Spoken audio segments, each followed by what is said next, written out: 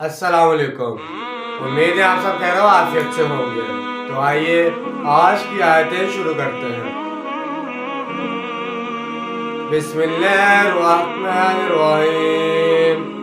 लन यदुर्रुकुम इला अज़ा व इन क़ातिलूकुम युवल्लूकुमुल अदबार सुम्मा ला युनसरून। शुरू अल्लाह के नाम से जो बड़ा मेहरबान नहायत रहम करने वाला है। ए मुसलमानों, ये तुम्हें कोई नुकसान नहीं पहुंचा सकेंगे सिवाय थोड़ी सी खौफ के, और अगर ये तुमसे जंग करेंगे तो पीठ दिखा देंगे, फिर इनकी मदद नहीं की जाएगी। ये तुम्हारे लिए थोड़ी सी ज़बान दराजी और खौफ का सबब तो बनते रहेंगे, लेकिन ये बिलफेल तुम्हें कोई ज़रर नहीं पहुंचा सकेंगे। इनमें जरात नहीं है, ये बुज़दिल हैं, तुम्हारा मुकाबला नहीं कर सकेंगे।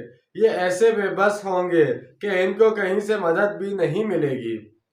ضربت عليهم الذلة أينما ثقفوا إلا بحبل من الله وحبل من الناس فباءوا بغضب من الله وضربت عليهم المسكنة ذلك بأنهم قالوا يكفرون بآيات الله ويقتلون الأنبياء بغير الحق ذلك بما عصوا وكانوا يعتدون۔ इनके ऊपर जिल्लत ठोप दी गई है जहाँ कहीं भी पाए जाए, सिवाय ये कि इन्हें किसी वक्त अल्लाह का कोई सहारा हासिल हो जाए या लोगों की तरफ से कोई सहारा मिल जाए, और ये अल्लाह ताला के गज़ब के मुस्तहिक हो गए और इनके ऊपर कमहम्मती मुसल्लित कर दी गई है। ये इसलिए हुआ कि ये अल्लाह ताला की आयत का इनकार करते रहे हैं और अम्बिया को नाहक कत्ल करते रहे हैं। ये इसलिए हुआ कि इन्होंने नाफरमाबरदारी की रविश इख्तियार की और हदूद से तजावुज़ करते रहे। जैसे आज पूरी ईसाई दुनिया इनका सहारा बनी हुई है। इसराइल अपने बल पर नहीं बल्कि पूरी ईसाई दुनिया के पुश्त पनाही पर कायम है। खलीज की जंग में इत्तेहादी अफवाज के कमांडर चीफ ने साफ कह दिया था कि सारी जंग हमने इसराइल के तहफ़्फ़ुज़ के लिए लड़ी है। गोया इस कदर खूनरेज़ी से सिर्फ इसराइल का तहफ़्फ़ुज़ पेश नज़र आता है। याद रहे कि ये आयत थोड़े से लफ्ज़ी फ़र्क के साथ सूरह बकरा में भी गुजर चुकी है।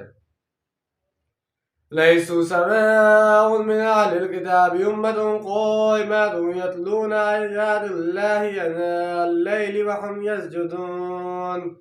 ये सब के सब बराबर नहीं हैं। अहले किताब में ऐसे लोग भी हैं जो सीधे रास्ते पर कायम रहे, रात के औकात में अल्लाह की आयत की तिलावत करते हैं और सजदा करते हैं। इनमें अच्छे भी हैं, बुरे भी हैं। रसूल अल्लाह सल्लल्लाहु अलैहि वसल्लम के ज़माने में ख़ास तौर पर ईसाई रायनों की एक कसीर तादाद इस किरदार की हामिल थी। इन्हीं में से एक बहिरा राहिब था जिसने बचपन में हजूर सल्लल्लाहु अलैहि वसल्लम को पहचान लिया था।